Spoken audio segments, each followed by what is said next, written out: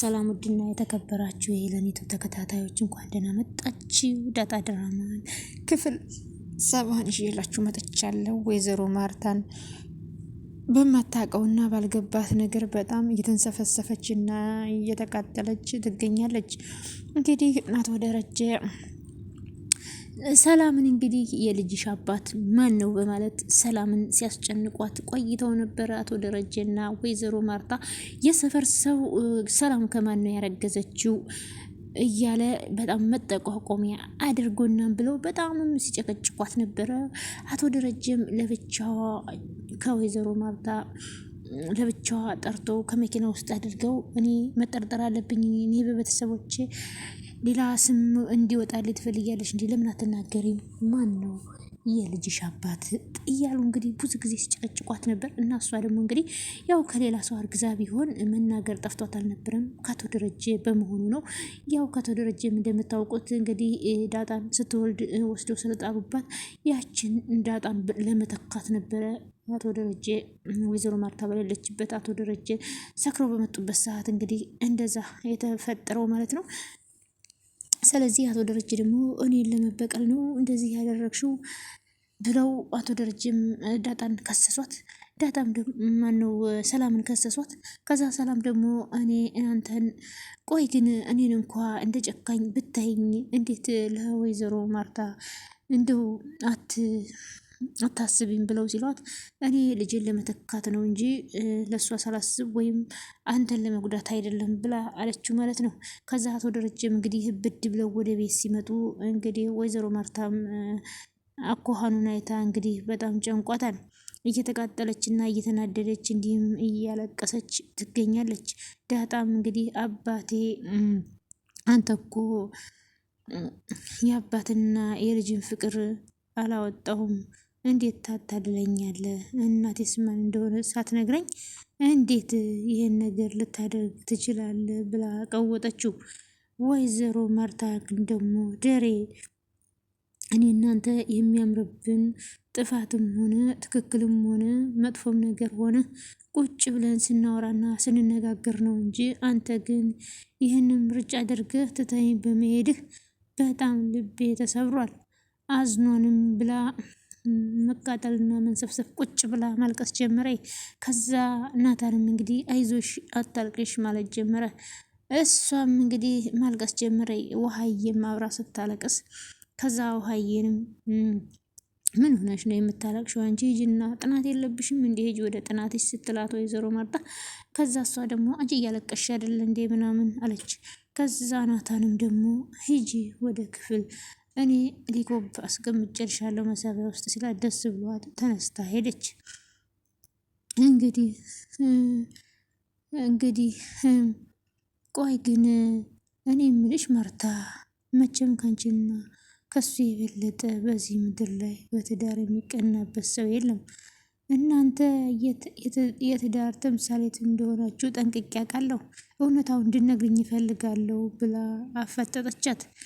ማርታም እንግዲህ የምትናገረው ግራ ተገባትና ቆይ ምን እያልሽ ነው? የደረጀ እህት እኔ እኮ ያደረኩት ነገር የለም። እንደ ቀላል የሰላም እርግዝና ሁላችንንም አጨናንቆን ነበረ። እሱም እንግዲህ ሰፈር ከማን ያረገዘችው በሚለው መጠቋቆሚያና መውጫ ስናጣ ደሬ እኛ እኮ ሰፈር ላይ መውጣትና መግባት ስላልቻልን ስለተጨናነቅን መውጣት መግባት ስላልቻልን ሰላም ከማን ያረገዘችው እያሉ ሲያስጨንቁኝ የሰፈሩ ሰዎችም ይህ ነገር ምንድን ነው ብዬ ስጠይቀው እሱም ከሚበለው በላይ አዝኖብኝ ነበረ። አየሽ ያንን አዘንታ ታዲያ በምን አይነት ያንን አዘንታ ታዲያ በምን መቅረፍ እንዳለብን ስንወያይ ሰላምን በምን አይነት ነገር ለመናገር ወሰን። ሰላምን ደግሞ ስንጠይቃት እሺ እነግራቸዋለሁ ምጥ ላይ ሲሆን ሁሉንም ሁኔታ አፈርጠዋለሁ ብላ እኔም ለማጨናነቅ ስላልፈለግኩኝ እርግፍ አድርጌ ተውኳት። እሷ ግን ከጊዜ ብዛትና እየሆነች ያለችበት መንገድ በጣም ያሳዝናል። ለዛ ነው ብላ ማርታም ምላሿን ስትሰጥ እህቶቹ ደግሞ በጣም ተንሰፈሰፉና ምን ሆነ ነው? ምን አጋጠመው? ወንድሜ ለአንተ እኮ አይገባም በጭራሽ እያሉ ማልቀስ ሲጀምሩ ማርታም እባካችሁ እኔንም ጸጸቴን አታብዙት፣ የልጆችን አባት አለሜን ያጣሁት እያለች ከሚበላው በላይ ያዘነች። ናታንም በተደጋጋሚ አባዬ የተፈጠረ ነገር አለ እንዴ? ከጠገብ ሁኜ ልረዳህ ዝግጁ ነኝ። ቆይ ምን ሆነ? ሁሉንም ነገር ለምን አትነግረኝም? ከጊዜ ወዲህ እኮ ሁልጊዜ ላስተዋለ ሰው እኮ ልክ እንዳልሆንክስ ሳቅህ፣ ጨዋታ፣ ምክር፣ ሁሉ ነገር ጠፍቷል። እኔም አሁን ላይ ደግሞ ግራ ተጋብቻለሁ። አይ ናታን፣ በትናንትና ስህተቴ እየተቃጠልኩና እየተናደድኩ ነው ያለሁት። ለናታን አማክሮት ነበረ። ናታን በእርግጥ ዳጣ ያቶ ልጅ እንደሆነች መሆኗን ራሷ ነግረዋለች። ይህንን ደግሞ ሚስጥሯን ጠብቆላታል።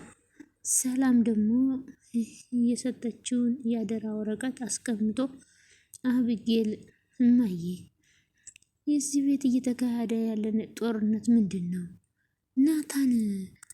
ለናታን ሰላም የሰጠችው ወረቀት ምናልባት የልጇን አባት ማወቅ አቅቷት መሞት ፈልጋ እስከሆነ፣ ስለዚህ እውነቱን ስነግርሽ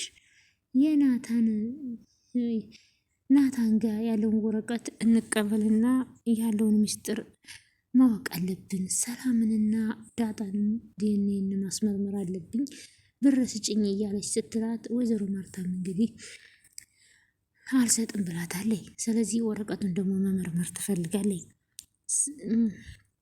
ሰላም ውድ የተከበራችሁ የቻናል ተከታታዮች ሁላችሁም ላይክ፣ ሸር፣ ሰብስክራይብ እያደረጋችሁ አበረታቶች። እጅግ በጣም ተወዳጅ የሆነው ድራማ የዳጣ ድራማ እንደቀጠለ ይገኛል።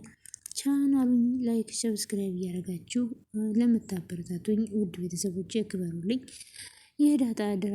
የዳጣ መጨረሻ ያሳዝናል። አቶ ደረጀ ደግሞ በጭንቀት ሊፈነዳ መቼ ነው ለማርታ እውነታውን ተናግሬ አይምሮ ላይ የሚመላለስብኝን ጥያቄ መቼ ነው የማሳርፈው? አይምሮዬ በጭንቀት ሊሞት ነው።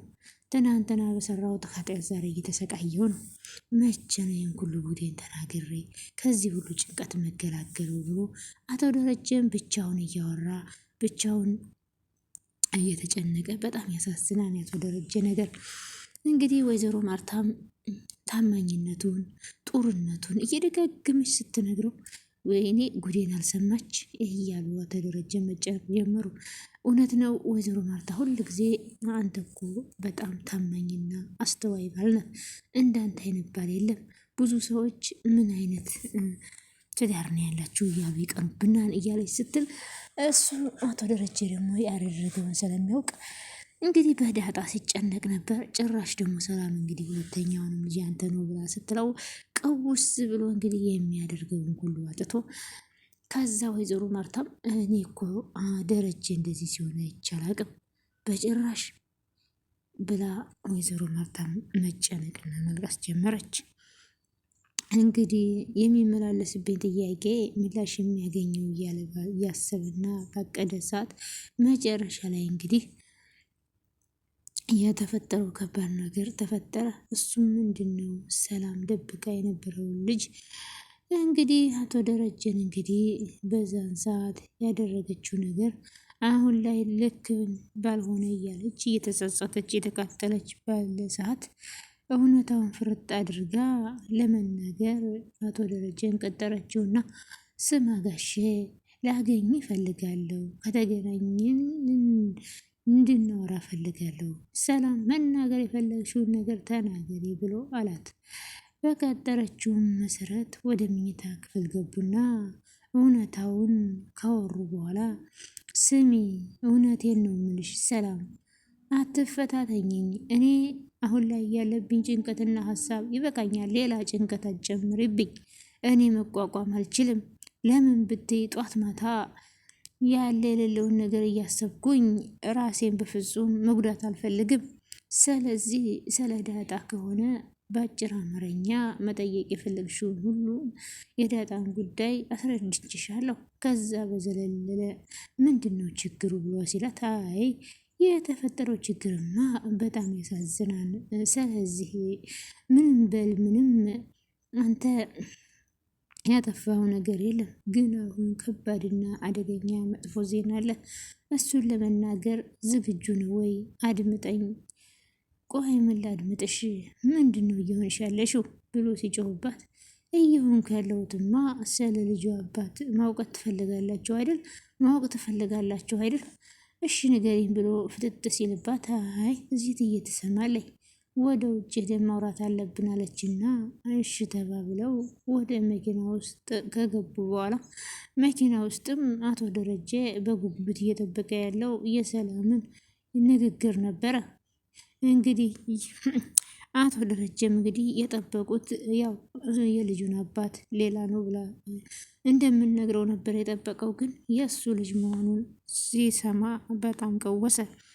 ከዛ ልጁ ያንተ ነው ብላ ስትለው ድርቅ ብሎ ከዛ በኋላ ከመኪናው ወጥቶ መኪናው ላይ በጣም ደንግጦ መኪናውን እየቀጠቀጠ ሰላም ምን አይነት ሰው ነች ብሎ ሰላምን በጭንቀት መኪና ውስጥ በቃ በጣም ተጨንቃ እሷን ማልቀስ ጀመረኝ።